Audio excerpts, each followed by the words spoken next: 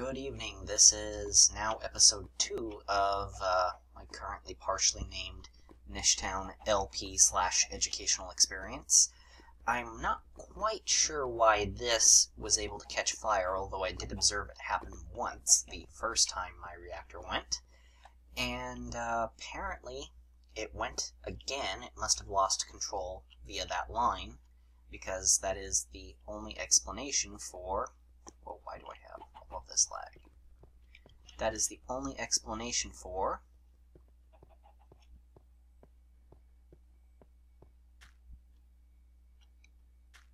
tile entity packets. Interesting. That is the only explanation for why it went boom.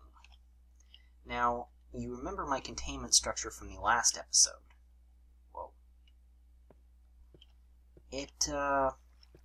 This was in this position, and it did a good job of saving the room. The only part of the room that I've actually repaired is a hole in the ceiling. There was a 3x3 hole, and I filled it back in with sandstone from above. It did take out my scrap chest as well as my mass fabricator. I'm extremely sad-faced about that. As well as taking out mostly the floor down here. It appears that it blew outwards on the opposite side from this, as well as down here this way. And it went... Wow, I'm getting extremely low FPS right now.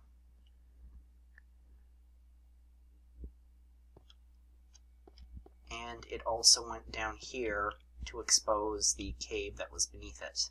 By the time that I discovered it had gone up, it was long gone. There was nothing at all that could be salvaged from it.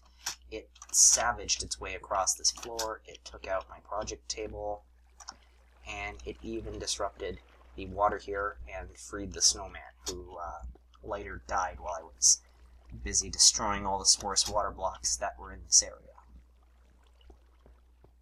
It also somehow took out this block here. I'm not quite sure why, but I think one ray traced that way and just nailed it. Everything else in here, maybe that up there, I'm not sure, was pretty much saved by the reinforced material and the water itself. Now, while I'm going on this subject, I've created a couple of educational things in local creative worlds. The first one that I will do is to show you the danger zone. This is a reactor core, and in a 5x5 cube, 5x5x5 cube centered on it, you have the potential for the player to get hurt and for things to catch fire when it gets hot enough. That information is now contained on the Industrial Craft wiki, so you can easily look it up. The design that's in this one is used, this is what it actually looks like on the form, but the first design does not have a cable, a control cable and or block feeding a redstone pause signal up into it. So instead of having the additional exterior water block, it's got an extra cooling cell here. This design is perfectly safe. You can run it forever, and it will never get too hot. Whoops, I just took out that little block. So yeah, it's running, it's heating up, but as you can see from the extremely slow rate that the water cooling cells go and the fact that these remain stable, it's fine. The next design is the second recommended one. It has slightly more power. It's set up so that you have the cables running off of the sides, and it relies on water cooling all around it. So make sure that every single block around this is flowing water. Standard design. These components here, the coolant cell and the integrated heat dispenser, the two on the sides are actually optional. Having these in shortens the cooldown time, but these two components are somewhat costly.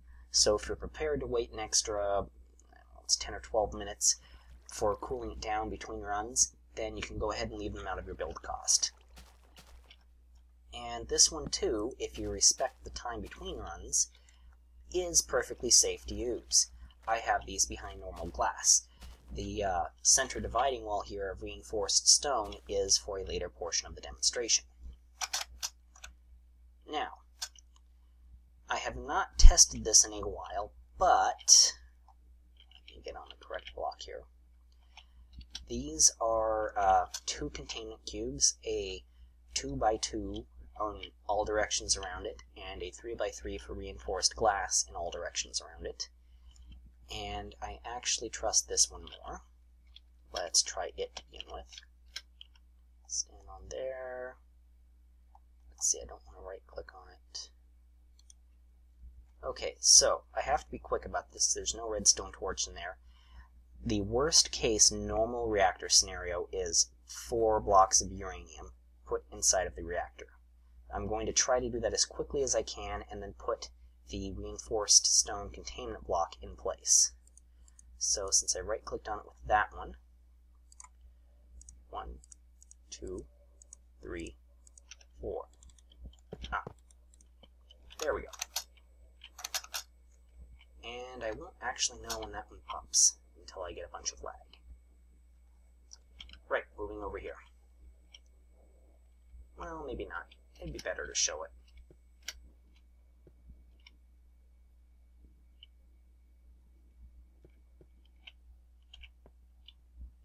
Incredibly boring, isn't it? Let me calculate the time until death very quickly. That's a good way of doing that with this. Put that off to the side. Load up this.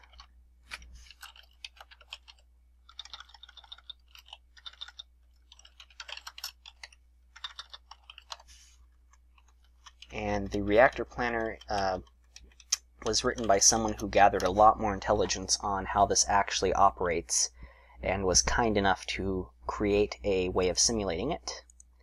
It does, however, require that I enable java.com scripting. So I need to wait a little bit. No, surely by now it's done its thing. It just finished loading. Hooray. Those are still safe over there. So, it's supposed to be 2 minutes and 38 seconds until it goes pop. Or longer than that. So, a little while. Okay. There we go.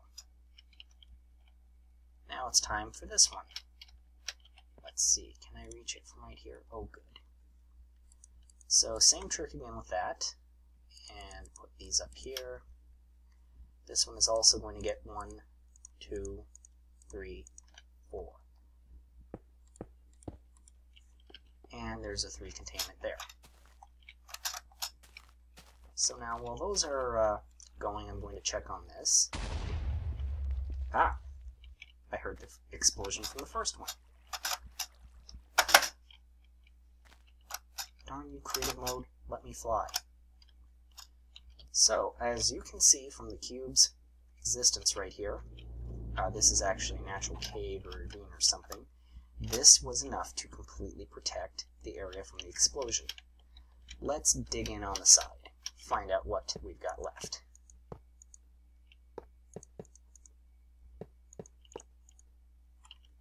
So as you can see, some of the inner blocks, this one right here in particular, sacrificed themselves in order to contain the explosion. And, oh, it looks like I left the one beneath it when I set it up, or did I? That's odd. Yeah, I must have. Oh well. As you can see, one layer of this was thick enough to stop it, but 2 was enough to contain it. If you had a layer of wool or something outside of this, it might be damaged, but if you had a block or 2 of stone, it would dig at most a couple through that. Each of these has an explosion resistance of, I believe, 150, whereas these are about 75. Industrial Craft also changes the explosive... Oh, you can see this one on fire. That's nice. that indicates that it's getting really hot. So industrial craft reduces the explosion resistance of water and lava. And with these, now if someone were stupid and say drop some gravel into the area and blocked this off really nicely, like that, so that it no longer had cooling, or this one right here, similarly, oops, I mined above it and a gigantic gravel pit fell in. That works too. Actually, let me get that one out of there. There. The glass is not going to be terribly different. So this one here just went off, and we can see that it appears to have taken out one or two on the top. There's one on the side anyway. And the top is also a little irregular, but for the most part, it too was able to contain the explosion fairly well. Normal reactors, easily contained by these materials. What of these two down here? You can actually monitor their progress via these indicators. This one is going to be fairly safe even without water. It's going to take a long time. Let's leave that one in there. And let's just do that, and that, and that. There we go. Oh, wait, there we go. I want to rearrange this. There. Okay, so some prankster has rearranged it such that there is now no longer any effective cooling for the reactor at all. Completely messed with the design, made it unsafe. We're going to try to make these explode. This one too, let's just get rid of all of these that are anywhere useful, as well as any water cells that are touching those. Just get rid of that one, move those into the corners. There. This one's going to pop first, even though I messed with that one before it. And the power of any eye makes it daytime again.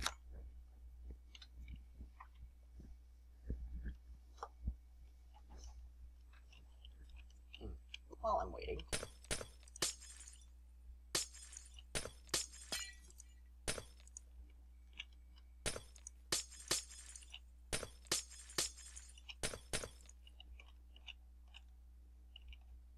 there we go.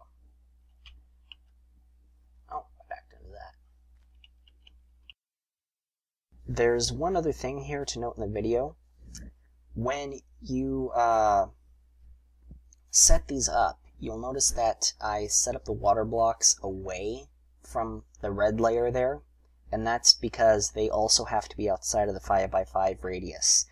I prefer actually to build a shelf around it and have the shelf replenish the water blocks and pour it in just in case an external event starts to interrupt the water flow. That way it's tolerant of various faults in the area. But the minimal aspect is actually to just put the water blocks around it like that, because they aren't supposed to be damaged or go away in that case. Okay, I'm growing impatient. Let's check on this. It's only about halfway to an explosion. This is even less than halfway to an explosion. You know what? I'm so impatient with this that I'm going to help it along. Bucket, bucket, bucket, bucket. There's the first one. That actually took less buckets than I thought. I may have added one too many to it. Oh, I know why. This only transfers... Okay, so this one's probably about to go. Yeah, it's starting to burn. I forgot that the integrated heat... Oh, what is it? Integrated heat disperser? Yeah, the integrated heat dispersers. I forgot that they only transfer at a certain rate. So this is actually a lot hotter than it looks.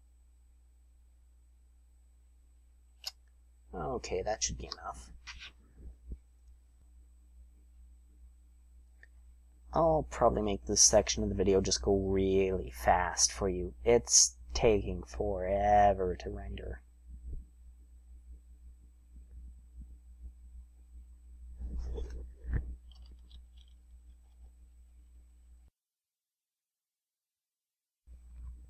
There you have it. A gigantic crater resulting from as many nukes as you could ever possibly want to set off for any sane reason.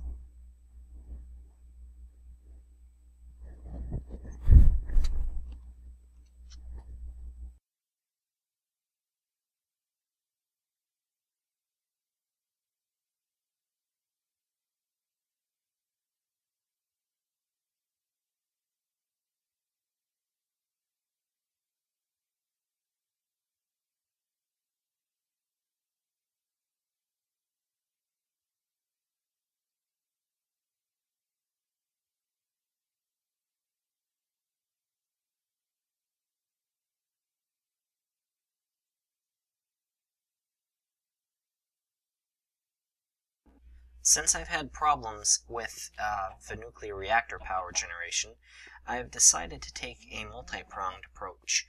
You can see my armor is actually just about consumed entirely.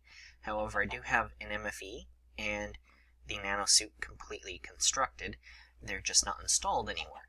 I've also reconstructed a third copy of my reactor, and we'll be working on that later. But first, I thought I'd get in place some alternate power generation. Now, you'll notice that I've set up a couple of additional project tables, and these project tables contain various recipes for useful things. Yeah, 64 of those should be enough for now. Put that up here. 1, 2, 3, 4, 5. I forget how many of these I've already pulled through. I think 12 might be good. Right, batteries. So over here I've got 1, which means over here I need 15, 14, so I need 2 more.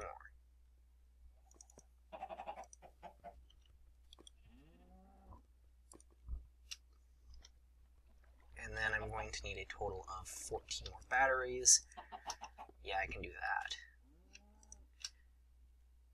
And that's hopefully enough refined iron. Yes, all of you. Goes into here. Is that enough coal dust? I think that might not be enough coal dust.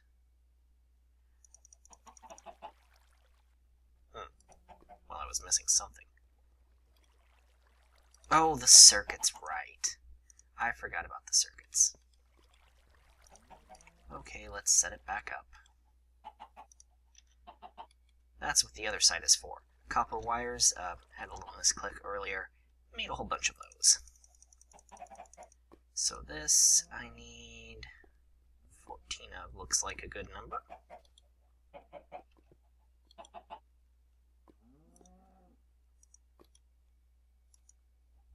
No, 14 is way too few. Okay, believe it or not, I actually need more copper. Let's see, do I have more copper somewhere? Well, I've got a couple over here. Ah, yes.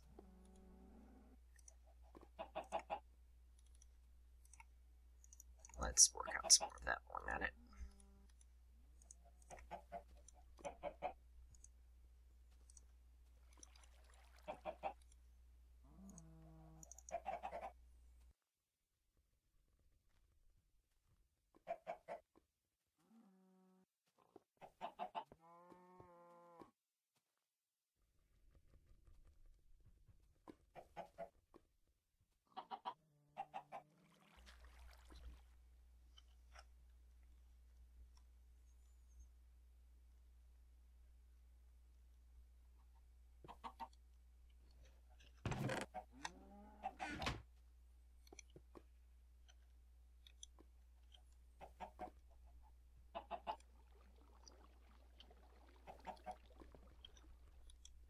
officially run out of copper.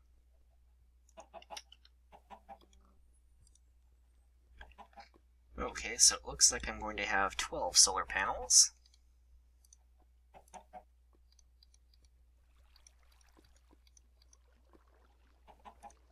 Four of which will be normal, and one of which will be a low voltage. That is going to go outside on top of the roof of a different building near here, but I'm also actually out of cables at the moment, since I used up all except for 9 of them.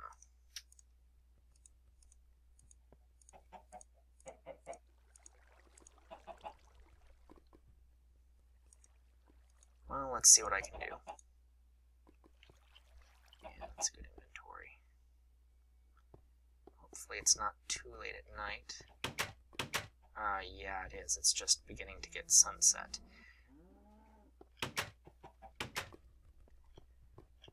Well, those are going to go on to the building over there that is next to what was the tree farm.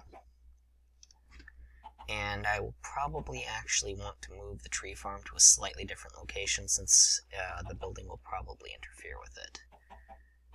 Didn't think about that. I'll shift it over a couple. Yeah. Good thing I turned it off. Just have to clean up some stuff. So, finishing this off, I've set it up so that my mass fabricator will be fed an appropriate quantity of scrap and will run for one full cycle with this setup right here. I have, well, first of all, let's cover the roof. Up there on the roof, there are the solar panels in a configuration directly on the cable, and I'm abusing an IC2 mechanic to get the power down here with just these copper cables. It's a standard mechanic. And when the MFE is full, it is set up to emit a redstone signal.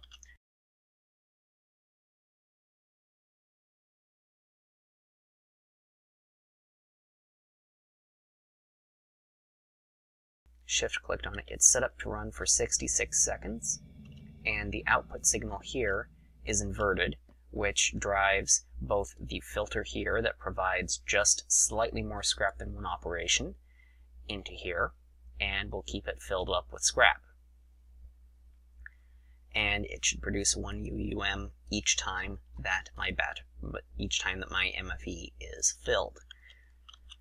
So that way, if there's ever a surplus of power, I don't have to worry about it. It will just be shunted over here to my mass fabricator. I'm rather pleased with that system. I think it will do nicely. The other thing that you might notice is that I completed my nanosuit armor and charged it, and I have tested out the nanosuit boots. They have approximately similar performance to the boots in normal IC2. So that is, if you fall from, I believe my test in vanilla was approximately a 60 block drop, resulted in 2 hearts of damage. I'm quite pleased with the 2 hearts of damage.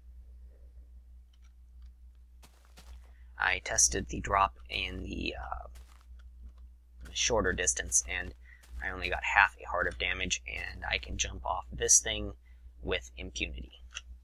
It will stutter my steps, but it restores the health immediately.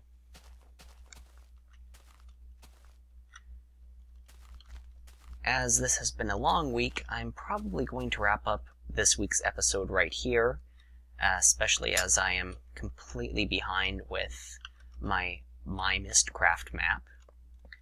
I haven't actually done any work on that this week since I was getting caught up in this, and now I've got this system set up, and I can do more than just small little odd jobs for the rail project from here on out. I drained most of my resources though, so I'm probably going to have to spend the first couple of days just mining. That likely means that next week I will be covering my version of an automated sorting and processing system as opposed to just the quickie automated sorting system. I also have a bunch of energy in a lava-fed set of recyclers way downstairs in my mining area. And I'm going to use up all of that energy and integrate the recyclers into the processing system proper. Thank you, have a great week, and I look forward to hearing your suggestions for other projects to tackle, although it looks like I will be aiding the rail project where possible if there is not another project to accomplish.